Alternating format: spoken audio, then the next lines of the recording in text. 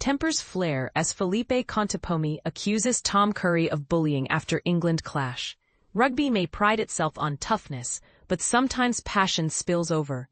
After England's nail-biting 27-23 victory over Argentina, Los Pumas head coach Felipe Contepomi launched a fiery accusation against England flanker Tom Curry, claiming Curry not only made a dangerous late tackle, but also shoved and swore at him in a tense tunnel exchange. And this is where the drama truly ignited. Contepomi, the former legendary fly-half-turned-coach, appeared visibly furious during his post-match press conference. His anger traced back to an incident late in the game when Argentina's fullback, Juan Cruz Mallia, went down injured following what Contepomi called a reckless late hit by Curry. The collision left Mallia with a knee injury, forcing the Pumas to finish the match one man short. Curry was penalized on the field for the challenge, but no further punishment followed, something that left Contepomi boiling. His frustration grew as his squad's spirited comeback attempt fell just short, sealing England's win when Ben Earl pounced on a loose ball in the dying moments, nullifying Rodrigo Isgro's late try. Post-match confrontation and press conference fireworks. When confronted by reports about the tackle, Contepomi's simmering frustration surfaced instantly. A journalist asked what he thought of Curry's challenge. Contepomi shot back, "What did you make of that?" turning the question on its head.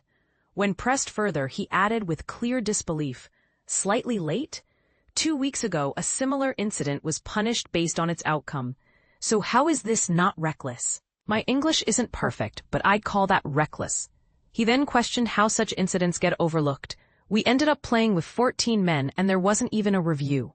The coach didn't stop there. He vented about inconsistencies in head injury assessments, HIAs, suggesting that new mouthguard technology intended to track collision impact was being used poorly or even misused.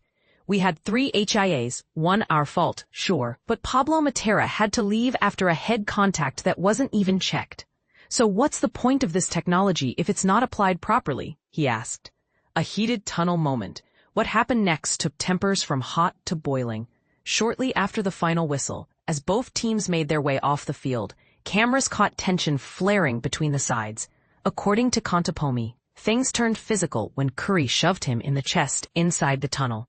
"It wasn't just about the tackle," Contepomi explained. "Maybe it's part of his personality to bully people. He came into the tunnel and pushed me.